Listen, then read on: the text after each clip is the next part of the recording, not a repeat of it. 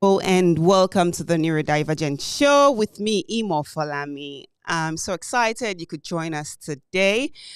This is the Neurodivergent Show where we discuss all things ADHD, all things autism, all things OCD, and all things dyslexia. Today's show is something I am very, very excited for because we're taking it back to the basics and we're going to be discussing 10 early signs everyone needs to be aware of. 10 early signs you need to be aware of when it comes to autism. Okay, now this is not just for parents that have autistic kids. But in case you're wondering, is my kid autistic? Is my nephew's kid autistic? Is my grandkid autistic? Today is a good time to find out if it is. But I am not alone today. I have my own very good friend. Hi, girl. Hi. She's been here before. She's a super, super, super mom. She's my good friend. Chibuzo. Chibuzo, can we meet you? Can you tell us more about yourself, please? Oh, aside from the fact that I'm very cold in this house, okay. My name is Chibuzora. I have a son, Wells, William Sokolo. He's autistic. I found out he was autistic before he was even, I think when he was probably 2 years old. The Mm, long and short of it is when his pediatrician said he's autistic, I had no idea what that meant. And my husband, being the African man that he was, said, nothing is wrong with my son. mm, Nothing's wrong with my son. And so we waited 6 months, even though the pediatrician said, go to regional center, go get help. We mm, waited 6 months before we did anything. And in fact, it took for us to go back to the pediatrician for a normal checkup for her to say, did you guys go to regional center like I advised you to? And I said, no, we didn't. mm. And then she called social services and said, please fill up the form for them for regional center. This boy needs help. So it took that happening for us to even start the journey. So God bless her. I bless her every day. Anytime I think about her, I'm praising, I'm blessing her. I'm asking God to bless her because she did something awesome for us. So that's long and short of it. Found out before he was 3, started getting services before he was 3, Mm. maybe 2.5, but he didn't get diagnosed until he was 3. Great. So very grateful for the early services. Yeah, Nothing compares to early services. So that's absolutely. a summary of us. You guys on my Instagram, please let me know if you hear emo, okay? All Just right. And also let us know if there is any problem, if we are echoing in any way, if there is any technical difficulty, because sometimes, going live can be like that. And if you're here on YouTube, I want you to go ahead and say hi to us, okay? Let us know we're not alone. Let us know you are with us. Please go ahead and say hi to us. Let us know how you're doing today. This is an interactive session, so we want you guys to ask us questions. We want you to give us a shout out so that we can give you a shout out as well. So you heard Chibuzo. What you did not hear in a statement there is that Chibuzo is a strong advocate for the autistic community, and she's been doing that through Instagram, through daily life. She even coaches.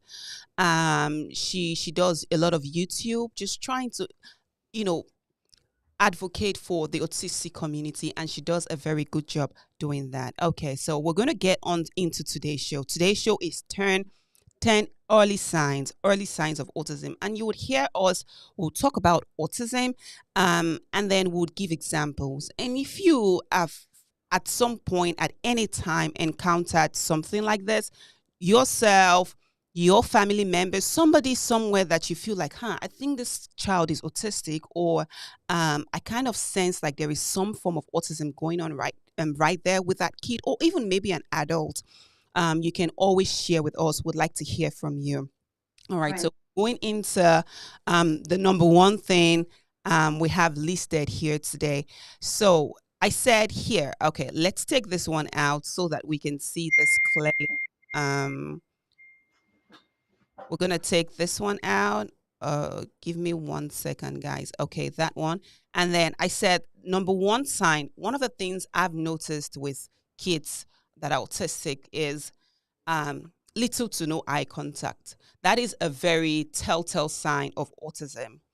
When you have a kid and you try to keep eye contact with that kid, and the kid does not want to look at you for more than 2 seconds, 5 seconds, like the kid looks at you and then somehow the kid probably finds it maybe uncomfortable and just takes the eyes off and stuff, that is a telltale sign. Now, let me state this here though.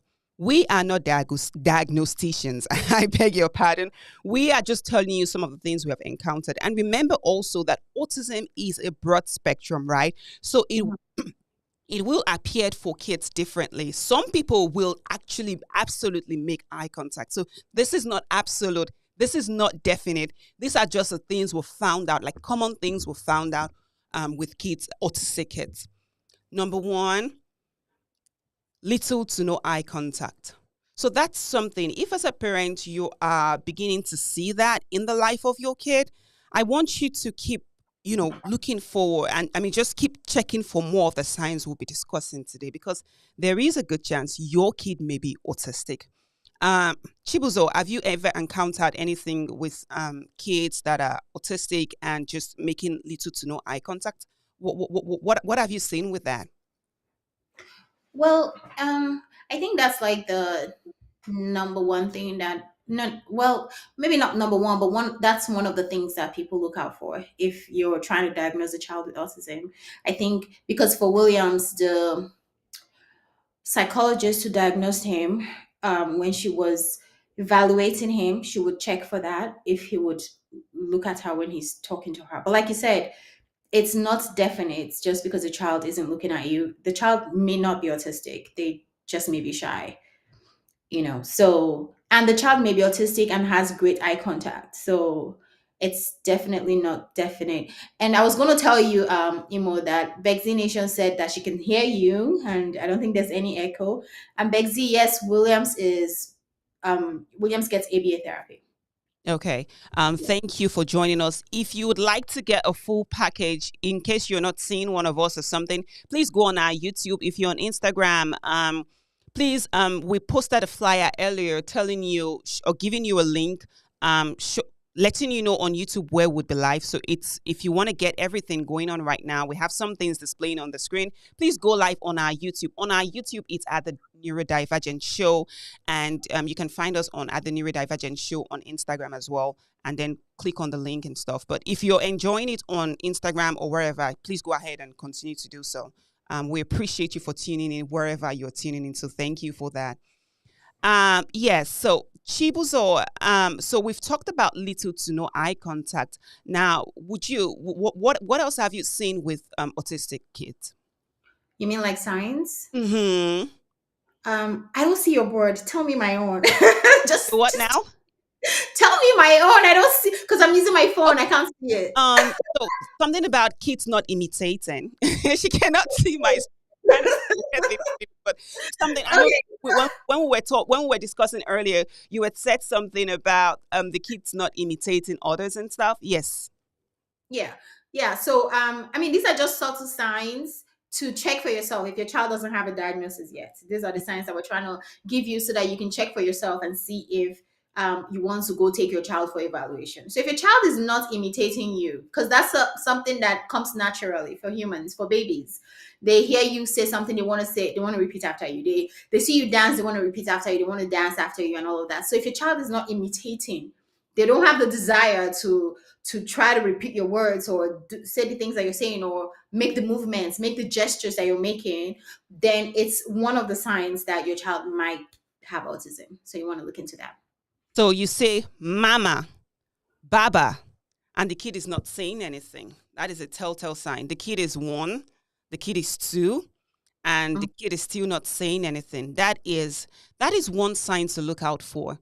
Now, before we get into the third one, what we're trying to do today is we're not saying, or we're hoping that if you're seeing the signs with your kids, you're not getting worried, you're not getting scared. Unlike the hospital that would put things like warning flags or well, how did they put it in the hospital? I think it's the sheet. They say warning flags of autism, right?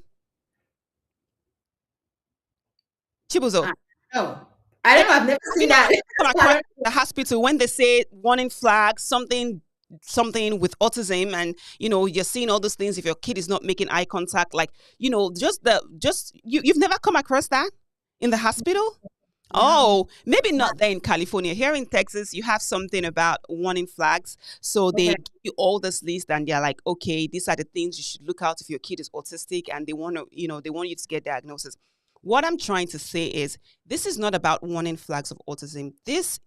The whole idea here is so that you can recognize your kid as being autistic. And myself and Chibuzo would be quick to let you know that when the way we see neurodivergence, the way we see autism, we're not seeing it as something that is appalling, something that is a life sentence, something that is a death sentence for a kid. No.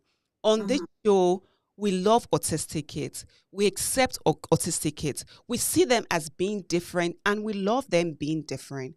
So I'm hoping if you're just joining us and you probably do not, maybe you don't know what we are about and that fear like you see around or the way the society gives you, this is not what the show is. This is a safe place that loves autistic kids, appreciates autistic kids, cherish autistic kids, and accept them. We love them for who they are. We do not see them as abnormal. We do not see them as less than.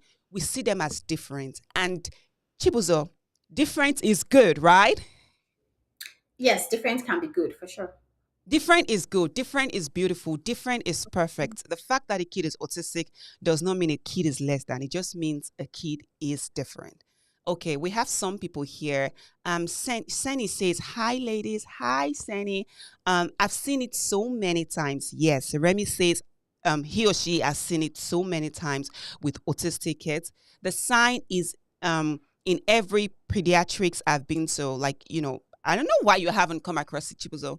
Where you stay must be a very like cool place where they don't here they're like one flags and parents are like, oh my god, my kid is autistic. And we're like, no, we're not doing warning flags. We're not scared, we're not worried, we're not panicking because we have autistic kids. Rather, we choose to understand them, we choose to love them, we choose to see them as a different, as different, and different is good. Yeah? Yeah. Okay. So I'm I'm not the only going one who hasn't seen it though, because go some ahead. people, Go ahead. Go um, ahead.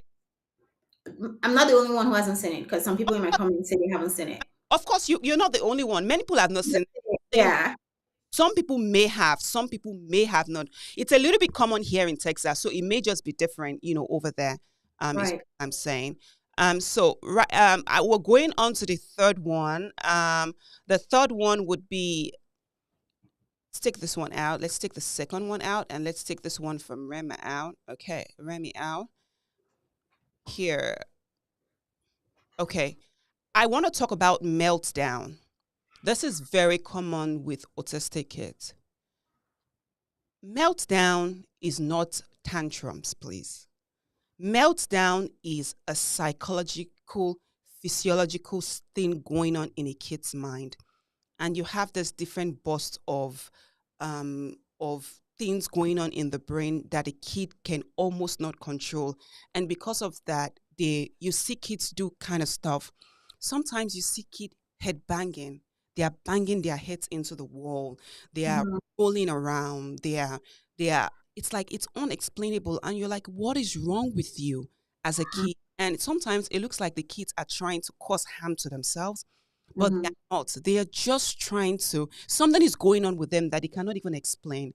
And so they're trying to figure it out. And they're having that reaction. And that is a telltale sign that a kid is autistic. Mhm. Meltdowns happen a lot. Sometimes you see it at the park, you see it at the grocery store, and you see a kid just rolling around. And we can mistake that as tantrums, lack of home training, stuff like that, or the kid is not disciplined. But really, with autistic kid, meltdown is real and it is not a tantrum. So if you find somebody doing that, the kid is possibly autistic. And what you can do, whether you have an autistic kid or you don't, as a member of the society, is probably just walk away or just try to understand that kid and ask the mom if there is anything that you can do. Chibuzo, I don't know if you've had experience with meltdown or you've seen with any kid, and what your experience has been like though. Okay. I will say that with meltdowns, I want parents to think of it like this. when a child is like banging their head, for example, on the wall, it's not because they want to cause themselves pain. It's because whatever sensory input they're getting is so annoying and irritating to them that the banging of the head is actually soothing them. Like they prefer the pain from the bang rather than the pain from the sensory input. So, for example, like if your child is very sensitive to loud music, right? It comes to them like this. Some of them, it comes to them like the screeching. You know how when you're screeching your nail on the blackboard? I don't know if anybody else feels this way, but I hate it. I hate screeching my nail on the blackboard because it's so uncomfortable. So it's that kind of feeling. So for them, it's a very, very uncomfortable feeling. It's not that, yeah, like you said, it's not a tantrum. A tantrum is different. A tantrum is, I'm going to do this to get your attention, or I'm going to do this to get you to give me what I want. So that's different. But a meltdown is something is going on and I can't help it. And I just hate the sensory input that I'm getting. And I So, go yeah. ahead. Yeah, basically, that's the difference between meltdown and a tantrum. Thank you for Did I answer your question? I'm so sorry. absolutely. Thank you for explaining it so beautifully the way you have. Right. The fact that even just doing that is soothing for them. The life of an autistic kid is Maybe not soothing, but even more comfortable wow, than the sensory input. Right, wow.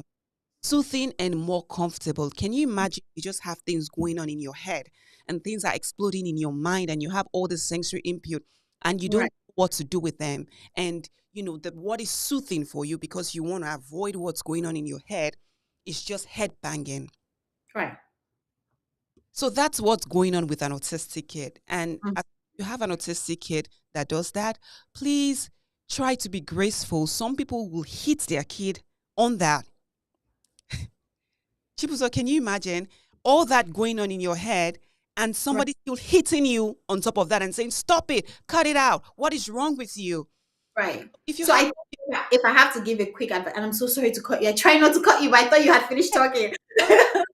I'm so sorry. Okay, so if I had to give a quick advice, it would be to spend time with your child, a lot of time, so that you know what is triggering them at that moment. Because like the worst place to be at is mm, not knowing what is causing, what is that thing that is getting in his head that is making your child very uncomfortable. So if you knew that, then you would take that away, and that would be an easy solve, right? right, But if you don't know it in the meantime, then you want to, like, if they're banging their head, or maybe get them some, there's some head gears that they buy for some autistic children, where when they're banging, it doesn't affect the head as much because it kind of pads the head, or if they're on the floor, you're padding the floor or something like that, just make it more comfortable for them. But I think the main solution will be to just find out what it is that they do not like, and you know and what? introduce it to them slowly. Like even with Williams, he didn't like loud music, but I introduced it slowly. He hated it every time I blended. So I introduced it slowly, and I would make him come and press the blender for like a few seconds, and he would do it and then run away, and I'll let him go. Just introduce it slowly. If it's something that you think that they need to learn, like everyday life things, like if they go out, there's going to be loud music sometimes, so you want them to get used to that, that kind of thing. So yeah, if it's something that you think they need, then introduce it to them slowly once you find out what the sensory issue is. that is very well said. Thank you so much, Chibuzo, for that. You put it down so beautifully. Then, one of the things I've realized also with meltdown is that it builds up over a period of time, and that's what many parents may not know. Like sometimes, before things go, usually in life, before things go crazy, there is always like a build up. And what we do as parents sometimes of kids that are neurodivergent is we miss those signs. For instance, the kids woken up very, maybe not slept through the night. That's it started like that. It's the day has already gone bad like that, right? Right. And so we force the kid to get ready for school. The kid gets to school and there is all this noise and all these things the kid doesn't want to do. And then gets to class, the teacher is forcing him or her to do things they don't want to do.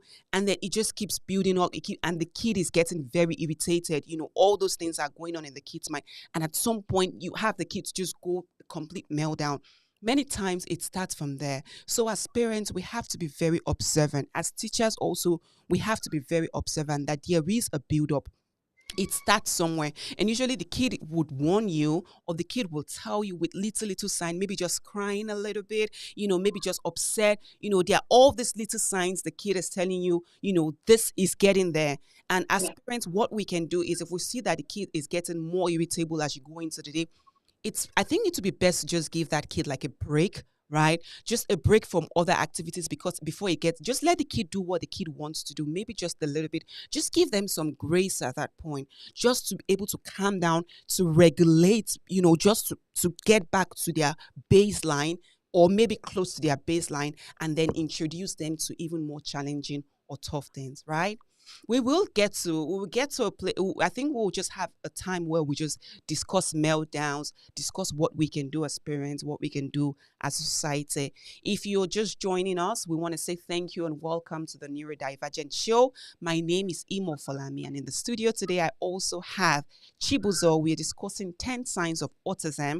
We have discussed, we are on the third one, about to go to the fourth one. Our third one is emotional outburst. But before we get to the fourth one, please go ahead and say hi to us. If you're here with us, we want to hear from you. We want to give you a shout out. If you have experience with things like this, or you've seen anything, with autistic kids, or just somebody that is autistic, please share this. I'm sorry, share this with us so that we can have that interactive session we have going on. Thank you guys.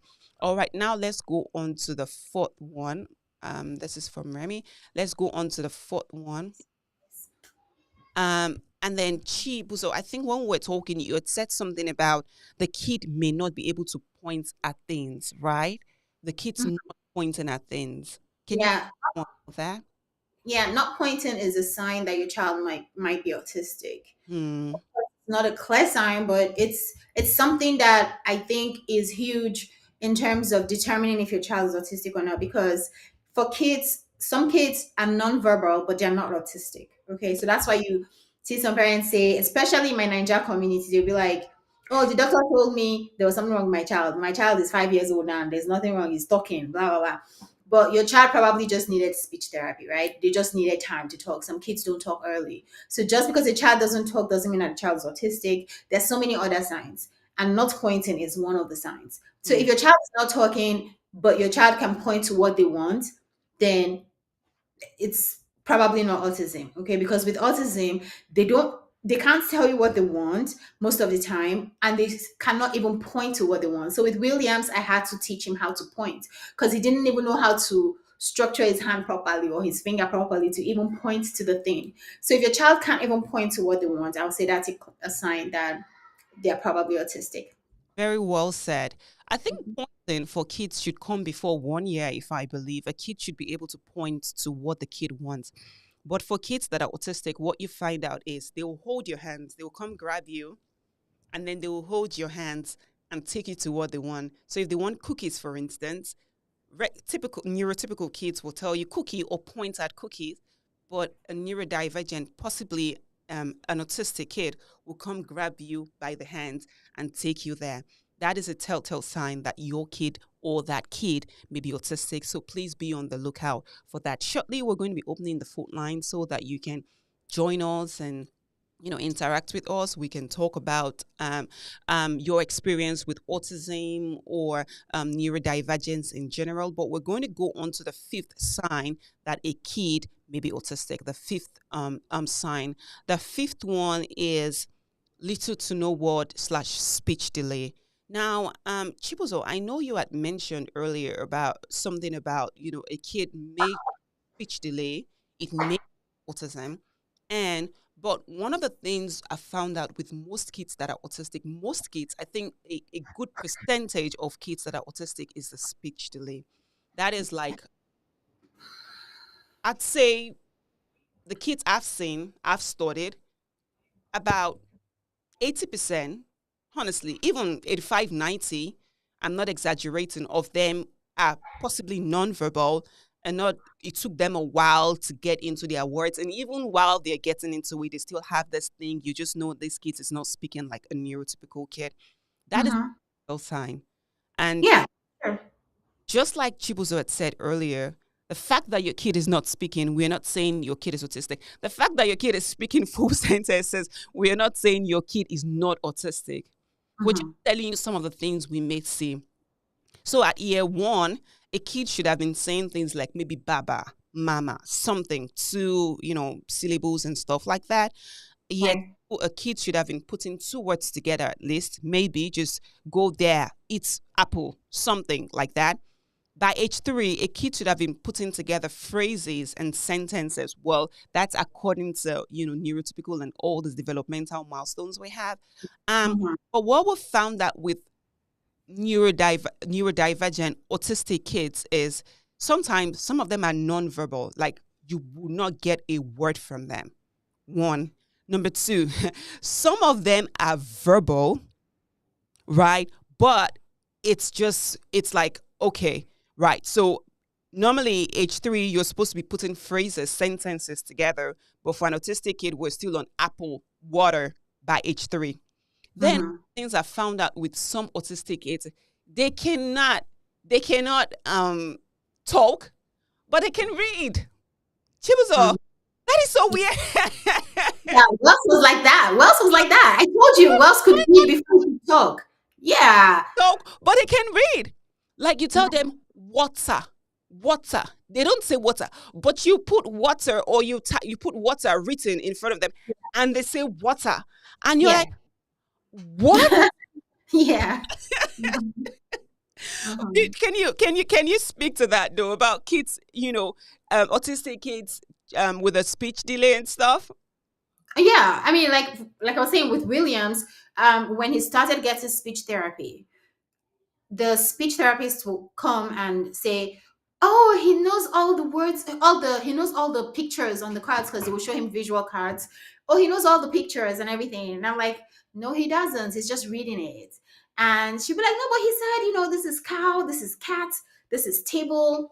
So I told her to just cover the letters. So she would cover the letters and she'd say, "What is this?" And it's a cat, and he doesn't know. And but before she covered the letters, he would see cat and he would say cat. He would see cow and he would say cow. But he was just reading the letters. He knows COW is cow. He knows CAT is cat.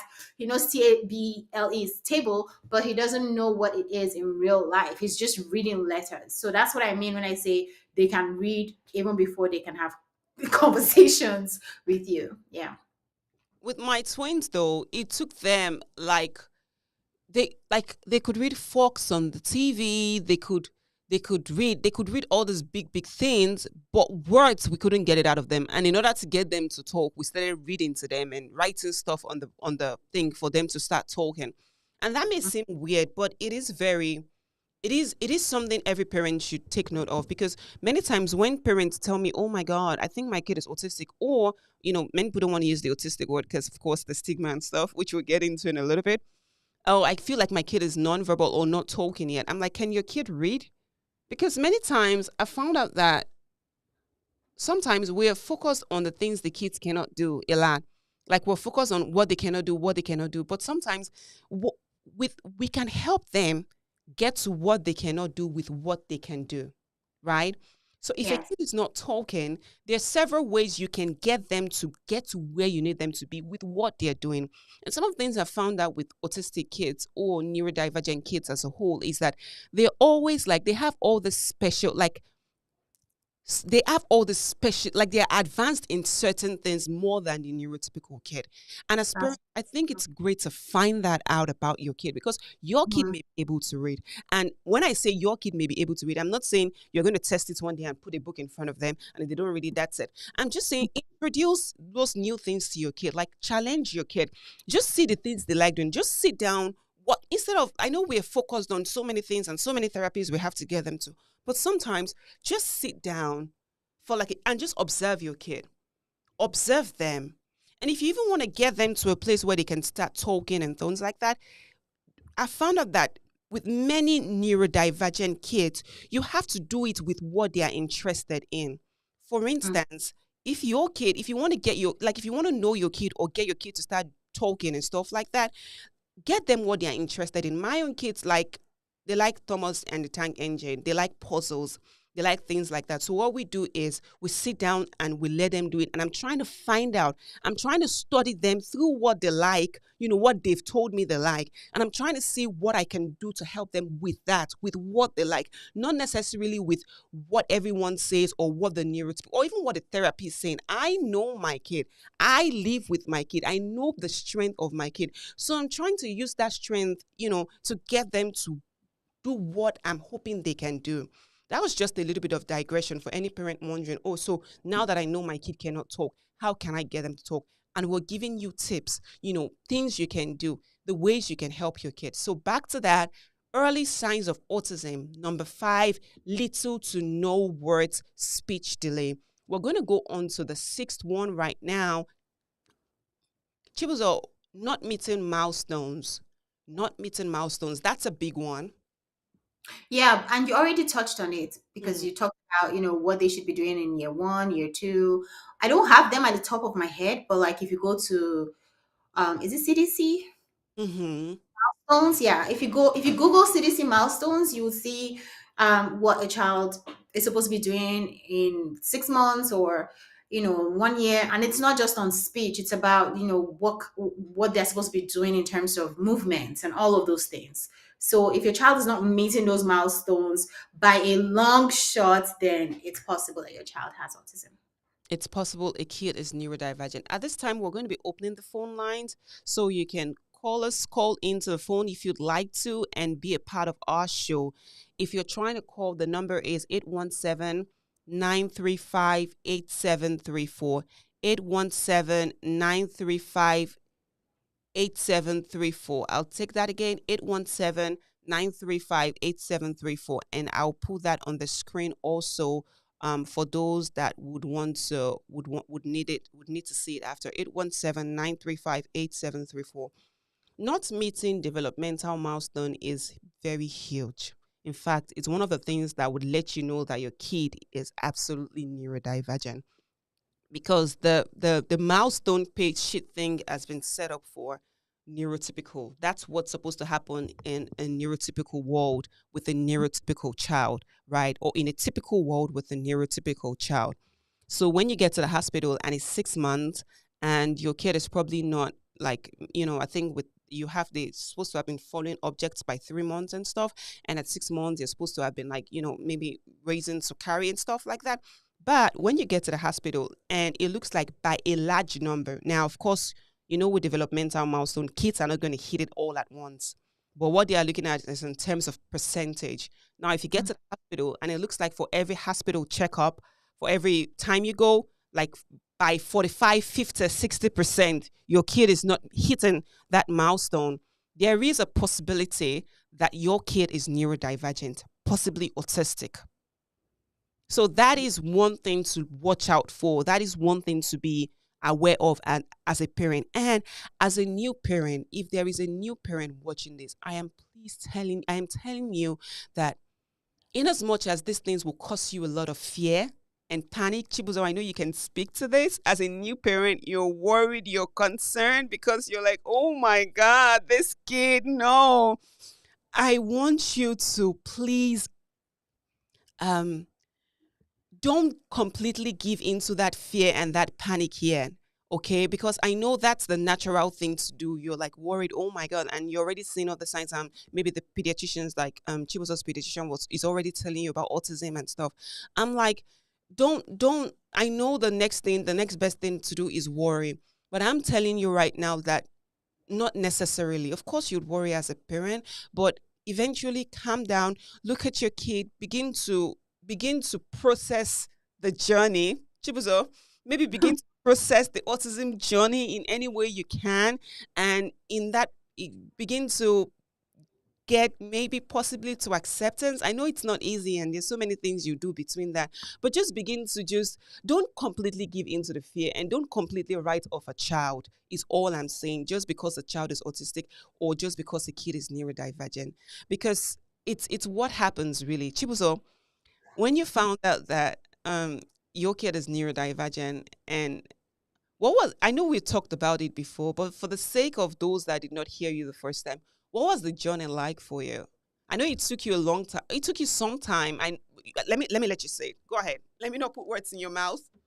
Well, I mean, I can't. Oh, it's a long story. I can't possibly say the whole thing, but I would say that because of my personality, so I'm going to be different from a lot of people.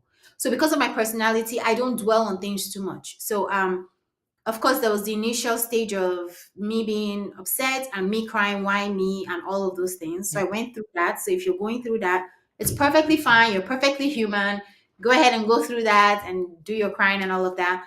But like I said, my personality is not to ponder on something for too long. So after I cried for a few weeks and was very pitiful for myself or whatever, I dusted up my self and I started to think about, strategies like what do we do, how do we help him.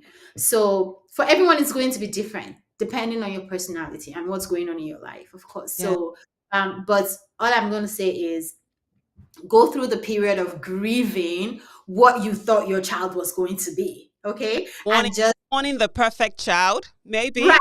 And even neurotypical kids are not perfect, okay, but just No, grieve I think whatever. it should be. It's better still. You're right. What it should be is mourning the idea of a perfect child, right?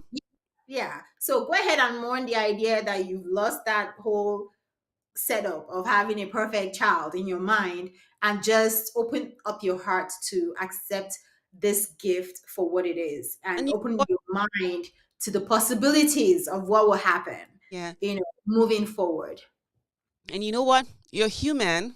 So you absolutely have every right to however long it will take. You're human. And really, I said it last week. I said nothing prepares you. Maybe this show for those that are pregnant is preparing you for having a neurodivergent kid. But usually in life, nothing prepares. Like there's no class. You have all this class for, oh, this is how you do when the kids are born. This is what you do. Nothing prepares you for nothing prepares you for a neurodivergent kid. Nothing prepares you for an autistic, an ADHD, OCD, dyslexic, whatever kid. Nothing prepares you. The world does not prepare you for that. And Mhm. you give birth to this kid and find out that, oh my God, this world has been designed and set up for neurotypicals. So you're finding it so difficult to move around. I know one of the things you said, Chibuzo, was when you found out about Wells and his neurodivergent, traits and stuff. One of the things that got you into advocating for the neurodivergent community was because there was not enough resource. Like you would search and search, but there was nothing. And that's why you're like, oh, I will be a resource for other parents. So what Oh we're yeah. is it's very legit. It's very okay for you to mourn the idea of a perfect kid. Go ahead and do that. Many of us did that until we're able to get here. But what we're saying also is in the process, do not listen to all the condemnation. Do not listen to the voices that say, oh, your life is over or the life of your kid as is over. It has not even begun, and there's so many things your kid can still do. There's so many, like your kid. Just give your kid time to grow. See your kid, love your kid, accept your kid, help them in that line. And you know what? Your kid may just end up being like the best thing to happen to this world. All I'm saying is don't give up on an autistic kid just yet. Don't write an autistic kid off just yet because they have a way of surprising you, right? And let me just say this real quick. When she's talking about me not finding resources online, it's because I started this journey like 7 years ago or 6 years ago, and now there's a lot of resources, which is Yeah. good. So people, because back then when I would Google autism, I wanted so much to see a family talk about it. I wanted to see success stories, like kids how they develop and all of that. Because and then I would find like a few of it, and it would make me so happy. Oh, that child is autistic, and that child went to college. That kind of thing makes me so happy. So I felt like, okay, yeah, if we do videos like that, it would bring hope to other people as well. Yeah. And what But you that do, was a long time ago. go ahead. Yeah, no, I'm just saying that was a long time ago. What When I started. advocating for autism and autistic kid is absolutely beautiful. Mhm. It's Williams Love to Learn, please, on Instagram. And she'll be sharing our website with us in a little bit, maybe sometime soon. And then she's also on YouTube, Williams Love to Learn. I put it there earlier. I'll put it again in a little bit. Please go follow her on Instagram. Go follow her on YouTube. She's an absolutely delightful resource person. I still learn from her. I'm watching her videos on YouTube and they're absolutely beautiful. So please go follow her on Instagram. Go follow her. Go check her on YouTube. You're going to be blessed doing so. And let me just chip this in also then. Now we know, of course, there's so many resources, yes, but you also have to be very careful because there's so many. Now you have so, because it's the internet, you cannot control what is there.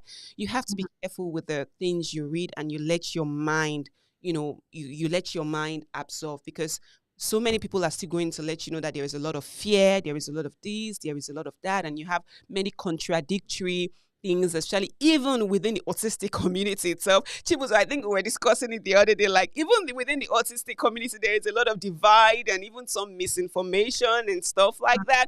So Yeah. what we're just trying to tell you is that we have neurodivergent kids, and so far so good. God has been faithful. Our kids are thriving in school, they are doing fine, and God's been helping us. I'm a believer. I'm a woman of faith, and so is Chibuzo. And with God on our side, with we doing our best, for our kids.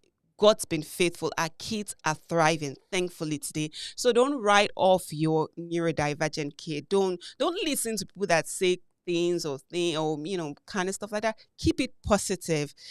Keep the hope alive. I tell you, there is like a lot of light in them, there is a lot of joy in them, and I trust and I pray to God that that would be your case as well. Okay, so let's move on to the next one real quick. We are on number 7. Um, we've discussed not meeting milestones, so we're going to talk about repetitive behavior, stimming. Before we get into that, if you're here with us on YouTube, we want you to go ahead and say hi to us. Whether you're here with me or you're here with Chibuz or whichever way, just go ahead and say hi. Would like to give you a shout out. Would like to know that we're not here by ourselves. So say hi to us. Let us know if you're learning something, if you have questions or contributions and stuff like that. And if you'd like to call in, the number is 817-935-8734. 817-935-8734. Would like to hear from you. Repetitive behavior, stimming. So you go in public or you go to the park, wherever, and then you see kids, they're turning in circles. They have their big headphones on and they're turning in circles, and they can do that for like 10 minutes. Or you see them doing their hands like this, and they're like this for what now? For 10, 20 minutes. They're like this, especially when they're excited or they're just trying to show some kind of emotion. You see them, like some of them will have verbal stimming, especially for non-verbal, because and they can do that. It can be so annoying for some people. They're like, can you get that kid to keep quiet? That's verbal stimming. You see some of those things these kids do. It is called stimming. This is also called stimming. You have kids, they keep doing it, and they're playing with their toys, but they're just doing this, they're turning around in circles. Some of them are rolling on the floor.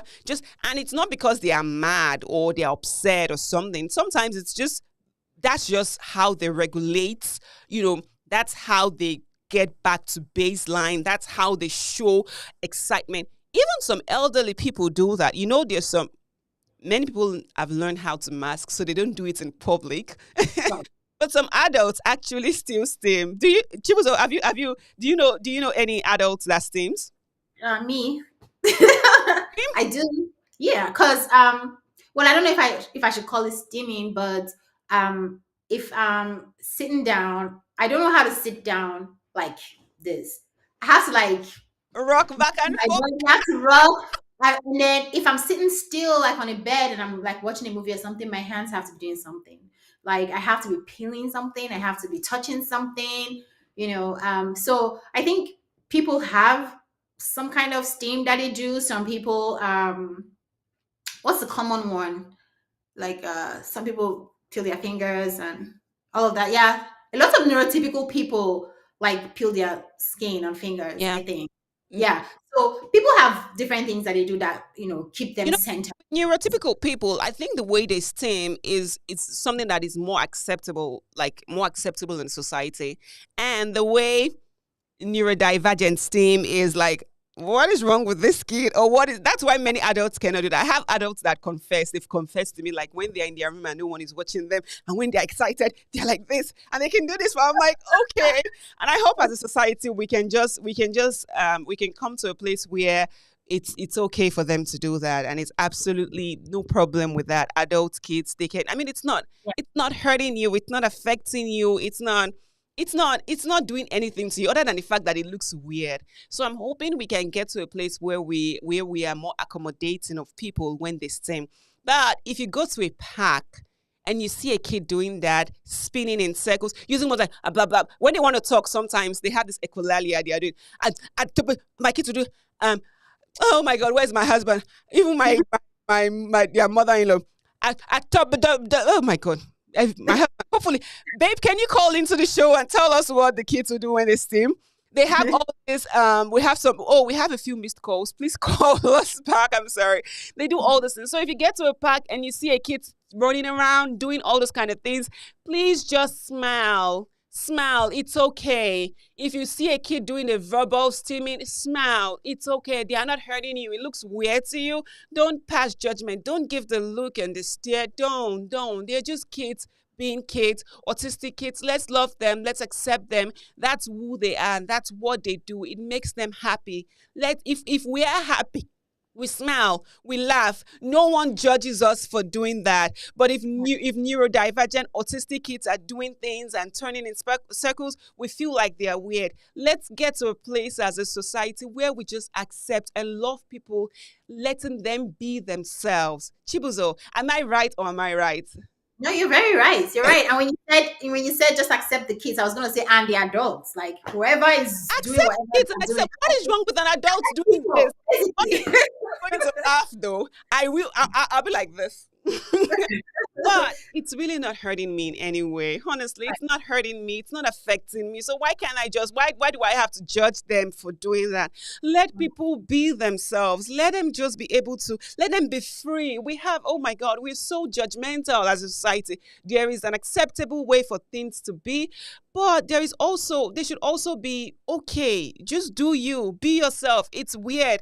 I don't understand it, but okay, and stuff like that. So we have a few comments here. Let's quickly take that before we get into the other points we're passing. Okay, so oh, Sunny says I chew my pen off. Mm-hmm. Uh-huh. It is. Moa is giving us a thumbs up. Thank you. Shout out. She's giving us hands out. Thank you. Um, this is Tamola Oluwatoyosi says, great show. Thank you. He also says hi to us. Thank you so much. That's all the way from UK. We appreciate you. Fumi Mulero says hi. Thank you, Fumi Mulero. Tiff. Oh, my kids say, I could say, blah, blah, blah, blah, blah. I could say, blah, blah, blah. They did that till I think they were 3 or something. And initially we'll be like, oh my God, but now we just laugh because it's them and we love them and we accept them and all.